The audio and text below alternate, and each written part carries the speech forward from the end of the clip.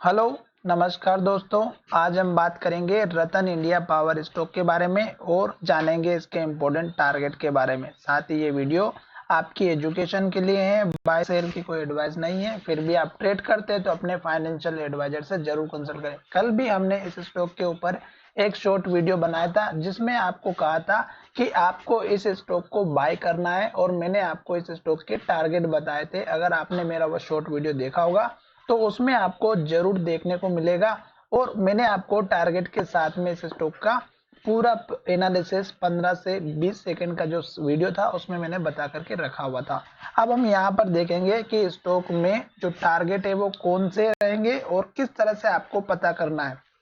तो सबसे पहले आपको यहाँ पर इन्वेस्टिंग की वेबसाइट पर जाकर के यहाँ पे चार्ट लगा लेना है और यहाँ पर आपको मैं एक्सटेंड ट्रेंड लाइन के साथ टारगेट बताने वाला हूँ। तो अगर आप देखेंगे तो स्टॉक ने एक लेटेस्ट हाई हमारा यहाँ पर बनाया था जो लगभग 12 रुपए 30 पैसे के आसपास का था। इस कैंडल का हाई आप देखिएगा 12 रुपए 30 पैसा है और स्टॉक यहीं से हाई बना करके नीचे की तरफ आया था।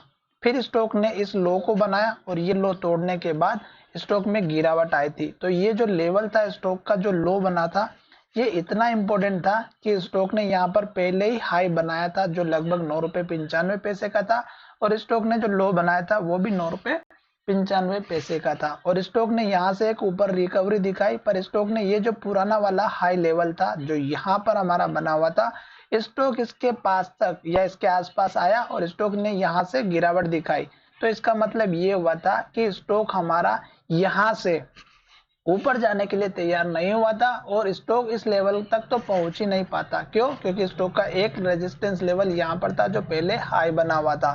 तो ये स्टॉक के दो लेवल थे जो कि स्टॉक ने इसके ऊपर यहाँ से गिरावट दिखाई। अब अगर आप देखेंगे तो स्टॉक ने इसके बाद से लगातार रेड कैंडल बनाई, लो बनाया और यहाँ पर फिर से सपोर्ट लेने की कोशिश की और स्टॉक ऊपर जाने के लिए तैयार हुआ। पर स्टॉक फिर से ऊपर नहीं जा पाया और स्टॉक ने इस लेवल को तोड़ दिया और स्टॉक नीचे चला गया। फिर अगर आप देखेंगे तो स्टॉक ने यहाँ पर लो बनाया और इस लो को तोड़ करके भी स्टॉक ने यहाँ जाकर के लो बनाया। अब ये लो अगर आप देखेंगे तो ये है 7 रुपए 90 पैसे का और ये हमारा पहले जो पुराना हाई था 7 रुपए 95 पैसे का। स्टॉक ने यहाँ जाकर के सपोर्ट लिया एग्जैक्ट और ये लेवल वो इतना इंपॉर्टेंट था कि यहाँ से स्टॉक ने एक बहुत बड़ी बाइंग पोजीशन बनाई।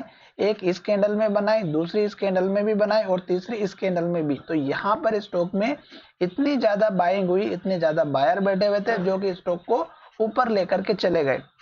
फिर स्टॉक ने इस हाई लेवल के पास तक स्टॉक ने हाई बनाया और यहाँ से गिरावट दिखाई। अब ये गिरावट का रीजन क्या था कि स्टॉक में यहाँ पर जिन लोगों ने पहले बाय करके रखा हुआ था वो लोग यहाँ पर सेल करना स्टार्ट कर दिए और उनको नो प्रॉफिट नो लॉस में स्टॉक को निकाल दिया, जिसकी वजह से स्टॉक में सेलिंग प्रेशर हुआ और स्टॉक ने यहाँ तक सपोर्ट लिया और ये लो बना। अब अगर आप देखेंगे तो स्टॉक ने जो लो बनाया था वो यहाँ पर था, फिर स्टॉक ने लो ऊपर बनाया, फिर स्टॉक ने और ऊपर लो बनाया और फिर स्टॉक यहाँ से ऊपर जाते हुए नजर आया। तो अब स्टॉक जब दोबारा इस लेवल के पास में आया था तो यहाँ पर अगर आप देखेंगे तो इस कैंडल में वॉल्यूम ज्यादा था जिसकी वजह से स्टॉक ऊपर चला गया और अब स्टॉक अपर सर्किट में चला जा चुका है।